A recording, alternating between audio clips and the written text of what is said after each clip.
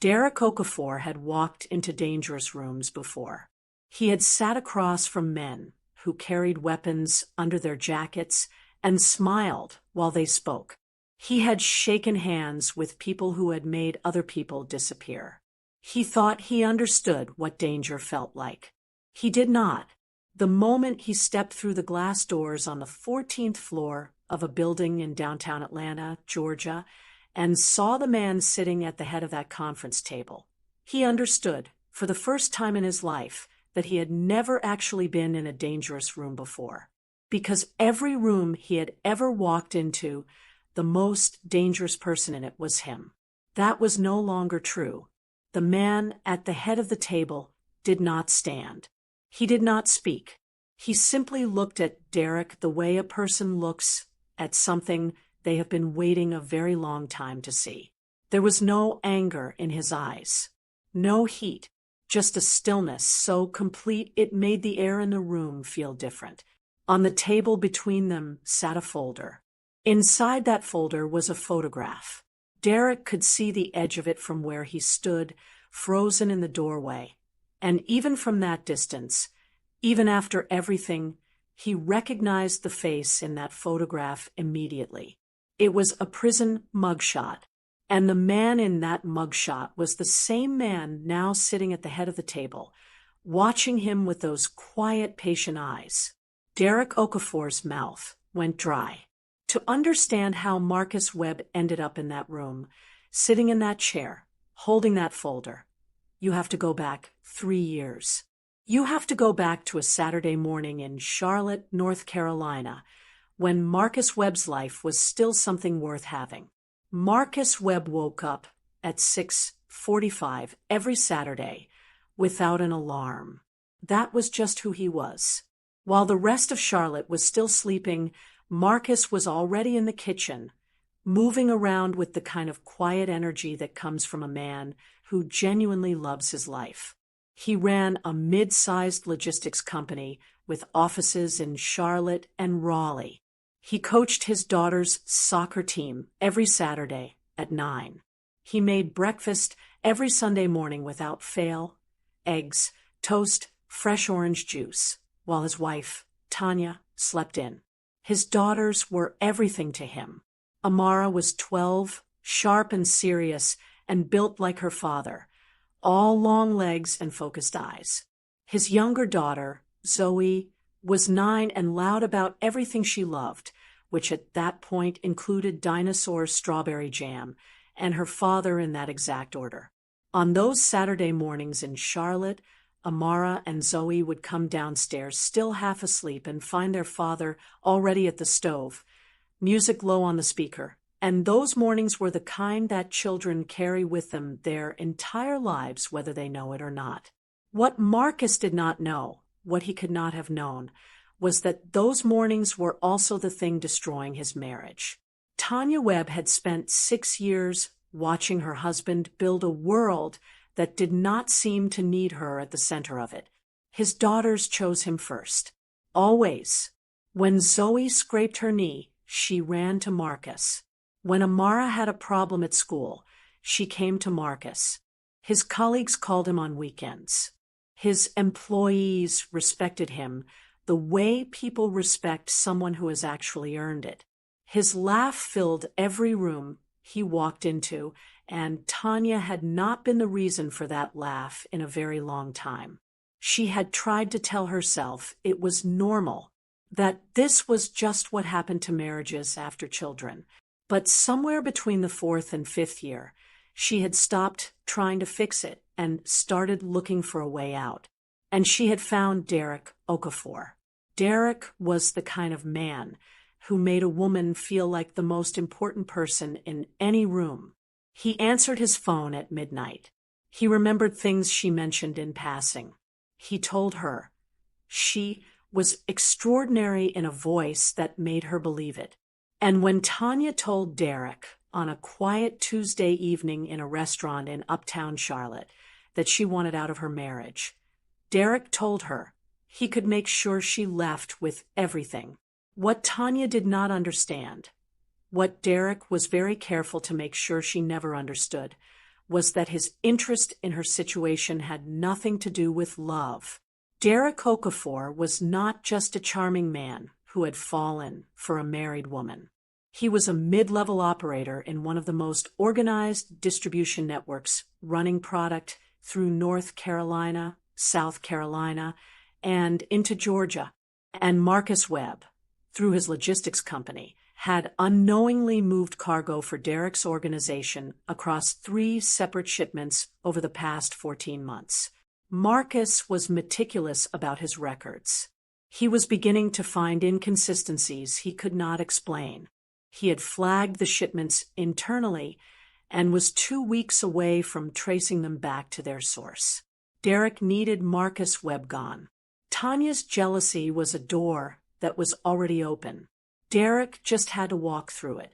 The plan they built together was precise. Tanya would file an accusation of sexual abuse against Marcus, the worst kind, the kind that ends careers and reputations and lives regardless of what any court eventually decides. To support the accusation, Derek connected Tanya with a lab technician named Renaud who worked at a private medical facility in Concord. Renaud had processed documentation for Derek's organization before, and he was not in a position to refuse. He falsified the rape kit results, made them official, stamped and signed. Coached testimony was the next step. 2 frightened little girls who trusted their mother were told things about their father that were not true. Tanya used the language carefully, not explaining, just describing, suggesting, planting. And because children trust their parents the way they trust the ground beneath their feet, Amara and Zoe repeated what they had been given to repeat. Marcus Webb was arrested on a Wednesday afternoon in March. He was standing in his own driveway in Charlotte, North Carolina, in a neighborhood where he knew every family on the block, and 3 officers walked toward him and told him to put his hands behind his back. He thought it was a mistake. Even when they told him the charge, he thought it was a mistake. He kept saying the same thing over and over. This is wrong. There has been a mistake.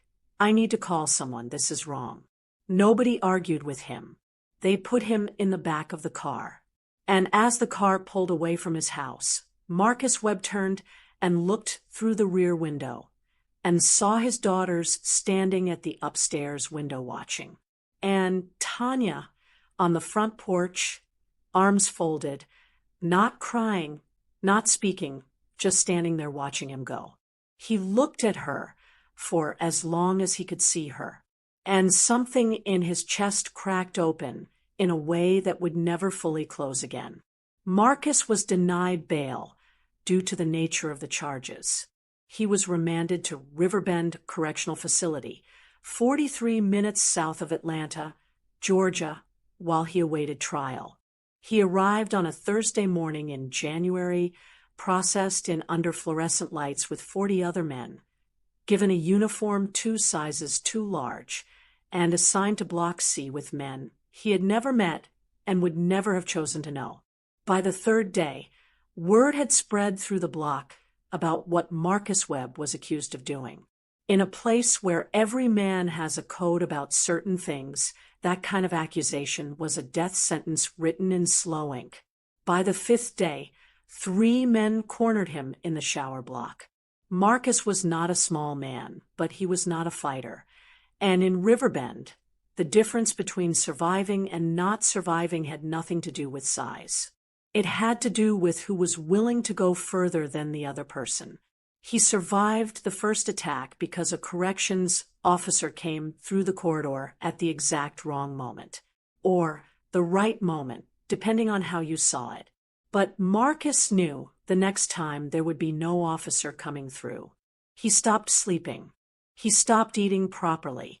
He sat in the corner of his cell at night, staring at the ceiling, and tried to remember the sound of his daughters' voices. He tried to hold on to specific memories. Zoe's laugh, Amara's serious face when she was concentrating on her homework Saturday mornings in the kitchen, and the memories were becoming harder to reach, like they were on the other side of glass that was getting thicker every day. He had been inside for 3 weeks when he first noticed Jinho Park. It was a Tuesday morning in February. The yard was cold, gray sky pressing down on the concrete, and most of the men were inside because the temperature had dropped overnight. Marcus had gone out because the cell was making him feel like the walls were moving. He sat alone at one of the yard tables, hands flat on the cold concrete surface, and across the yard he saw a man he had not seen before. Jinho Park was Korean American, 34 years old. He was not the largest man in the yard. He was not the loudest. He wore the same gray uniform as everyone else. But there was something about the way he occupied space that made everything around him seem to organize itself differently. Other men, without seeming to notice they were doing it, left a certain amount of room around Jinho Park. Not out of fear, exactly. Out of something closer to recognition. The way you give space to something that has earned it. Jinho had been watching Marcus for 4 days before he sat down across from him at the yard table that Tuesday morning. He sat down. He said nothing. He looked at Marcus for what felt like 2 full minutes without speaking, and Marcus, who was too tired and too broken to pretend to be casual about it, looked back. Then Jinho said, very quietly, "You are going to get killed in here if you keep sitting alone." Marcus said he didn't need help. Jinho tilted his head, slightly, the way someone does when they find something genuinely interesting. He said that was the most prison-naive sentence he had heard in 6 years. And then he laughed. A real laugh, not a performance. And it was the first genuine laugh Marcus had heard in 23 days. Something about it moved through him in a way he was not prepared for. Like a window opening in a room that had been shut too long. Marcus asked who he was.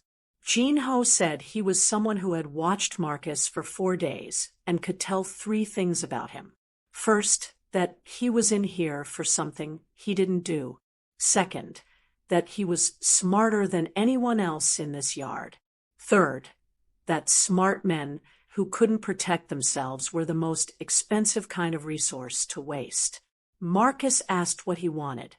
Jinho said, "I want to know what you can do." Marcus told him he had run a logistics company for 12 years.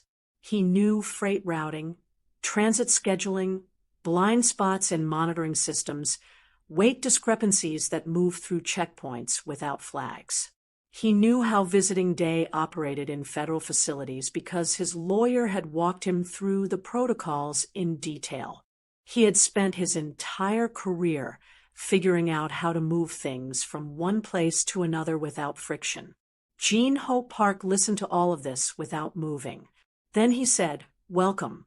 What Marcus came to understand over the next 3 months was that Jinho Park was not just a man serving a sentence in Riverbend. He was the anchor point of a network that ran with more internal discipline than most companies Marcus had dealt with in 15 years of legitimate business.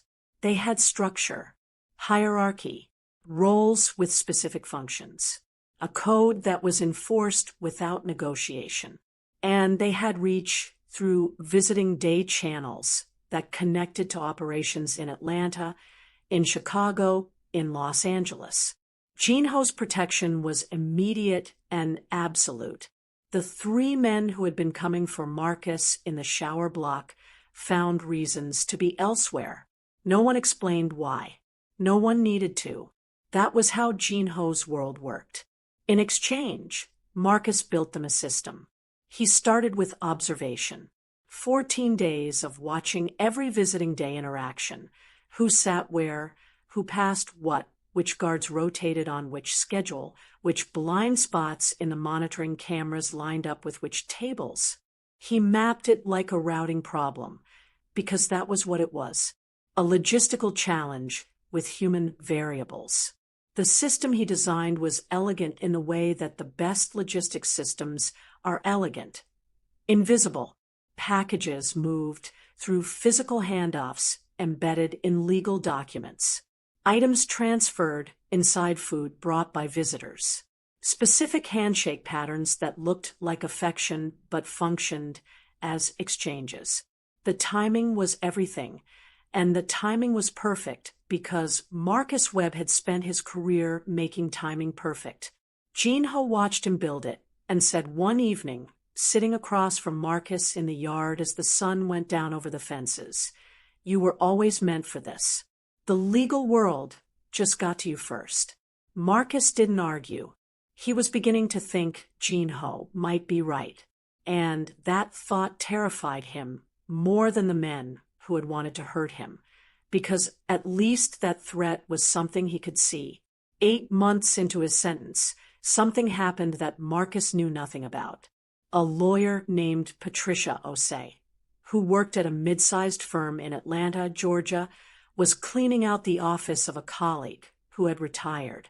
The colleague had been with the firm for 31 years and had accumulated, among other things, for large boxes of files from cases he had consulted on informally, cases that were not his primary responsibility, but that he had made notes on for reasons of his own. Patricia was sorting through the boxes to determine what needed to be stored and what could be shredded. She found a folder with a red question mark drawn on the cover in marker.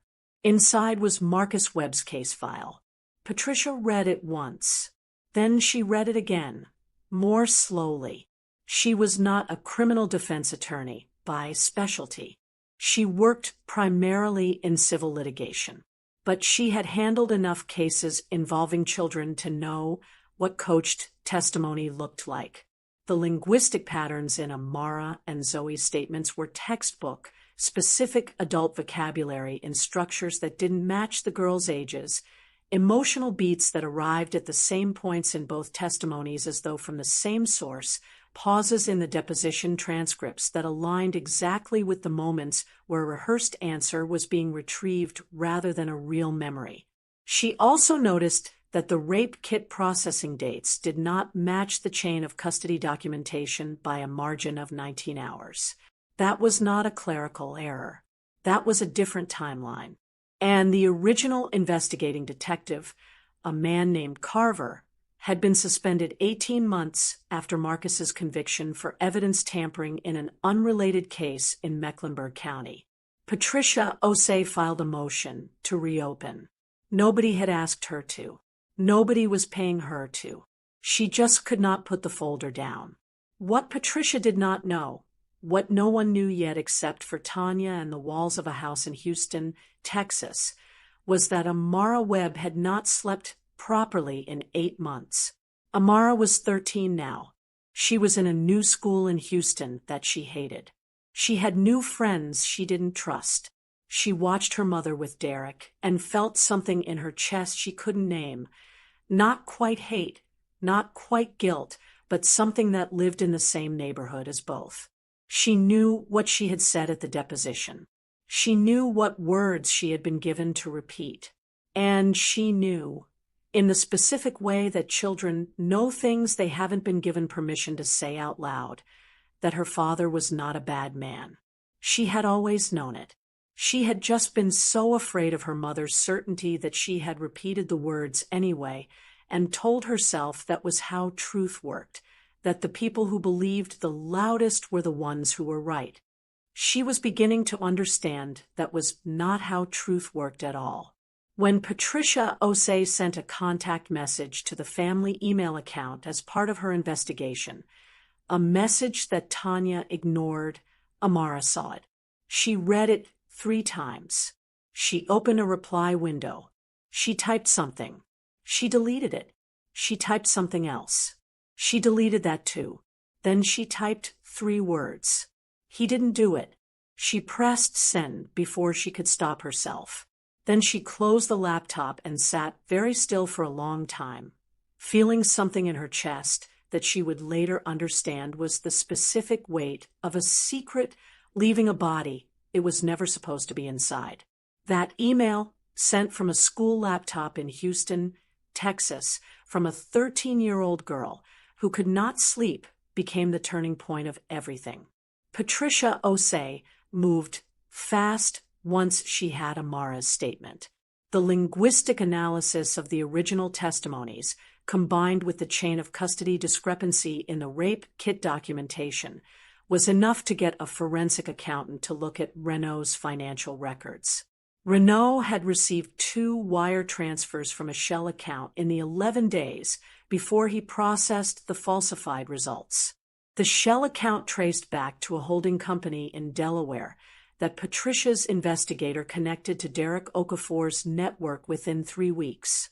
Derek's name appeared in the investigation. Not enough to charge him yet, but enough to make him very nervous. Tanya was contacted again, this time by the state attorney's office. This time with specific questions about the chain of custody, about the timing of the kit processing, about the nature of her relationship with Derek Okafor, and when exactly that relationship had begun. She sat across from 2 investigators in a conference room in Charlotte and answered questions for 4 hours with a lawyer beside her and a growing understanding arriving slowly, and then all at once that the architecture of what Derek had built was becoming visible, and that she was standing inside it. Marcus Webb walked out of Riverbend Correctional on a Thursday afternoon in late October. His conviction had been vacated. The lab technician, Renault, had taken a plea deal and provided a signed statement. Detective Carver's history of tampering had been admitted as evidence of systemic failure. Patricia Osei stood outside the gates with a car and a coffee that had gone cold during the paperwork, and she handed it to Marcus anyway because it was something to do with her hands. Marcus stood in the open air for a moment that felt much longer than it was.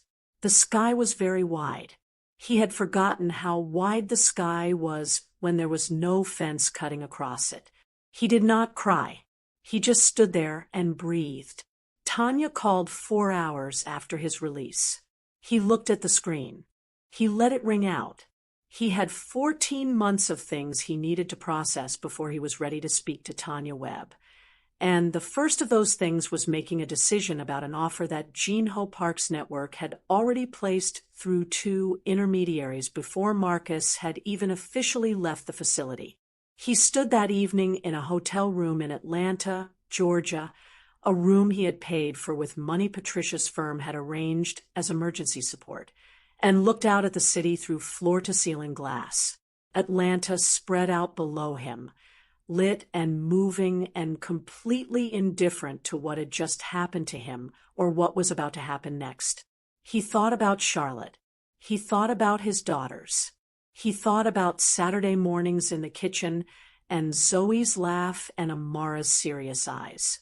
He thought about Renault signing a document that put him in a cell for 14 months. He thought about a judge reading coached testimony from 2 little girls and sending him to a place where men had tried to kill him in a shower block.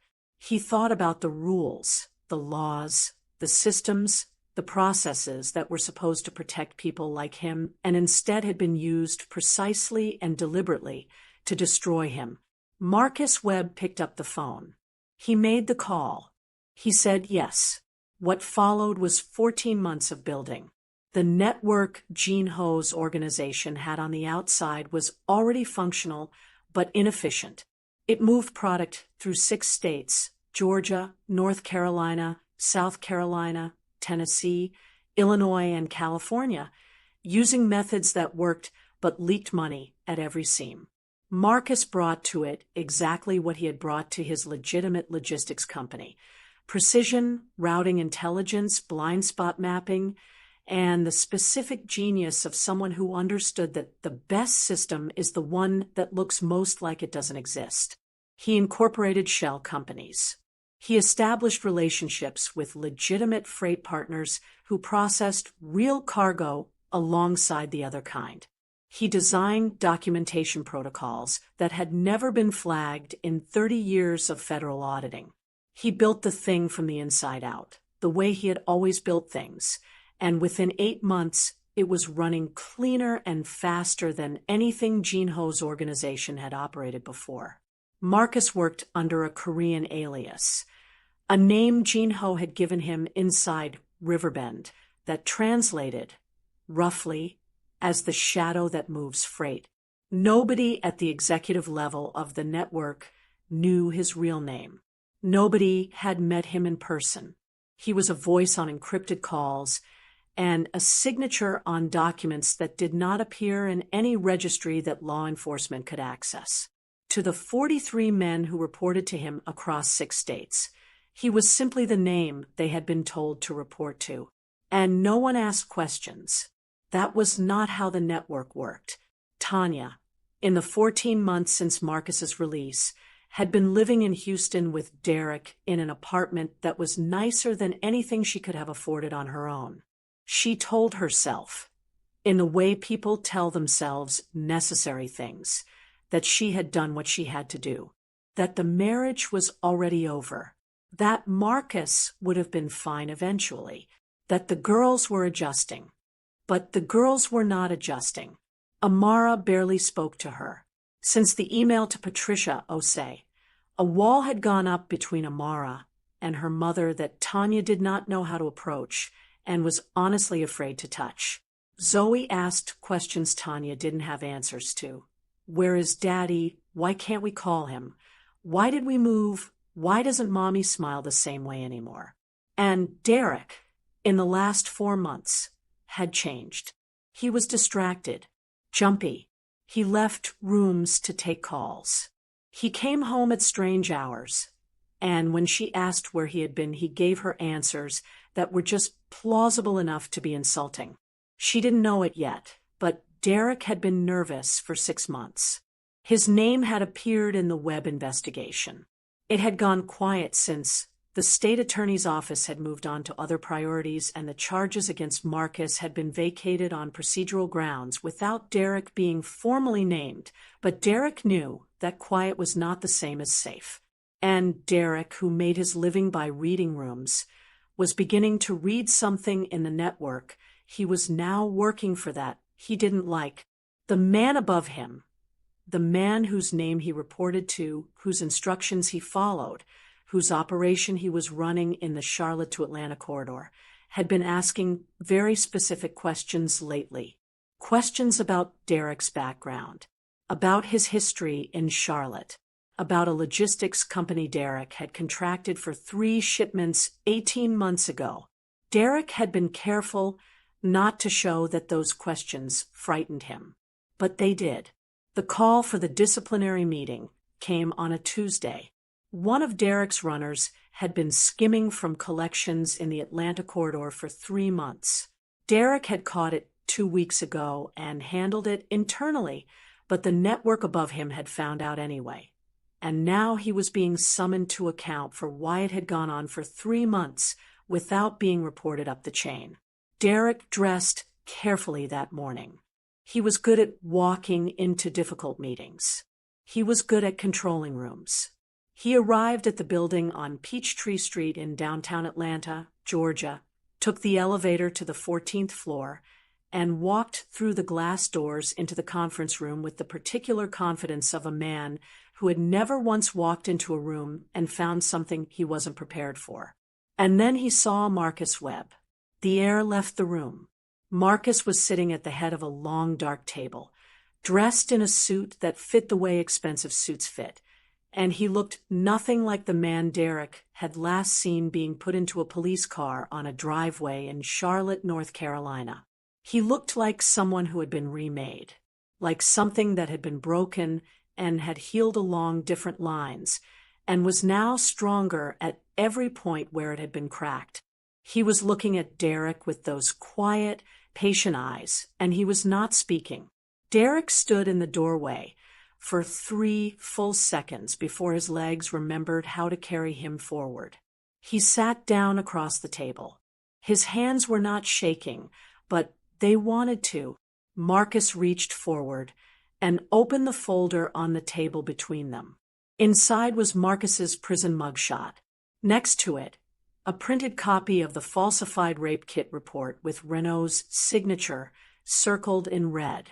Next to that, a signed statement from Renault himself naming Derek Okafor as the man who had given him the instructions and the wire transfer. Derek looked at the documents. He looked up at Marcus. He looked back at the documents. Marcus said, "You thought I was gone." Derek said, "Nothing." Marcus said, "I want you to do one thing.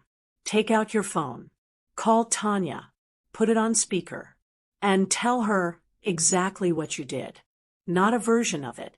Not a careful version. Everything." Derek said that wasn't going to happen.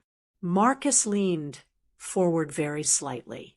He said, "Let me explain something to you about where you are right now. You have been working in my network for 8 months. Everything you have moved in the Charlotte to Atlanta corridor for 8 months has moved because I allowed it to move. Every contact you have made, every relationship you think you have built, those relationships exist because I built the infrastructure they run on. You do not have a position here, Derek. You have been a guest in something that belongs to me. And guests, when asked to do something by the person whose house they are sitting in, do not say no." The silence in the room lasted a long time. Derek Okafor picked up his phone. He called Tanya. He put it on speaker, and in a voice that was very controlled because it was the only thing left that he could control, he told her what he had done. Tanya was in the kitchen of the Houston apartment when her phone rang, and Derek's voice came through it saying things that she had told herself for 14 months were not true. She heard him say Marcus's name. She heard him say Renault's name. She heard him say the word fabricated, and the phrase, "I needed him gone." And she heard her own name in a context that made her understand, in the space of about 90 seconds, that she had not been a woman taking control of her own life. She had been a tool. She sat down on the kitchen floor. She did not cry immediately. She just sat there with the phone in her hand and the kitchen light buzzing above her, and tried to locate, somewhere inside herself, any version of the last 3 years that she could still believe in. She couldn't find one. She called Marcus the following morning. He answered on the 3rd ring. She said she was sorry. He said he knew. She said she wanted to come back. He was quiet for a moment, and then he said, "Amara has been in contact with me for 3 months. She knows who I am, and she knows who you are. Zoe can come home whenever she is ready. You should think very carefully about what you are asking and what you are actually prepared to do, because the man you are asking to come back to is not the man you put in handcuffs on his own driveway." Tanya said she understood. Marcus said, "I don't think you do yet, but I think you will." Then he hung up. He sat for a moment in the chair in the Atlanta office, alone now, the folder still open in front of him, the city visible through the window behind him. He had spent 14 months becoming something he was not sure he could become less of. He had learned things in Riverbend, and after Riverbend that could not be unlearned. He had built something that did not come apart just because he wanted it to. But his daughters were 9 and 13 when he went in. They were now 12 and 16. He had missed 3 years. The house in Charlotte he had bought 6 weeks after his release, bigger than the one he lost, quieter, with a yard, was not a family home yet. It was just a building he slept in between calls. On a Saturday morning in December, a Saturday because some things persist even through everything, a car pulled up outside that house in Charlotte, North Carolina. Marcus heard it from the kitchen, where he had been standing with coffee. He hadn't been drinking, looking at the backyard, through the window, the same way he had looked at the city from the Atlanta hotel 14 months ago. He walked to the front door. He opened it. Amara stepped out of the car first. She was 16 now. She was taller than he had expected. She had his eyes and her mother's stubborn jaw, and she was carrying a guilt she did not yet know how to put down. She walked up the driveway toward him with the careful walk of someone approaching something they have wanted very badly for a very long time and are afraid to believe is actually real. She stopped in front of him. She looked at him for a moment without speaking. She said, "I'm sorry, Dad." Marcus looked at his daughter, who had been 12 years old and terrified and given words she didn't understand by a woman she trusted with her entire life. And he said, "You were a child. You don't carry this. You hear me? You were a child, and that is not yours to carry. That is mine, and it is handled." Amara Webb put her arms around her father and held on to him the way people hold on to things they have been afraid they would never get back. She held on long enough that the neighbors who were watching from across the street pretended not to be. Zoe came next, slower, holding a piece of folded paper in both hands. She walked up to Marcus with the particular seriousness of a 12-year-old who has been practicing what she is going to say and then forgotten it at the crucial moment. She stopped in front of him and held out the folded paper. He took it. He opened it. It was a drawing, crayon on line school paper, the kind of drawing that could only be art if you knew what it was trying to be. 2 stick figures on a green field, one tall, one small, a yellow circle in the corner that was supposed to be the sun. And at the bottom, in Zoe's handwriting, "Me and Dad at soccer." I kept this. Marcus looked at that drawing for a very long time. He looked at his daughters standing in the driveway of a house that had been bought with money from an empire he had built from the ruins of a life that had been deliberately destroyed. He thought about Jinho, still inside, 2 more years on his sentence, who had looked at a broken man sitting alone in a prison yard and seen something worth protecting. He thought about Patricia Osei, who had found a folder with a red question mark and could not put it down. He thought about Renaud and Derek and Tanya and the specific mechanics of how a good life could be disassembled by people who understood that the system was not as strong as it pretended to be.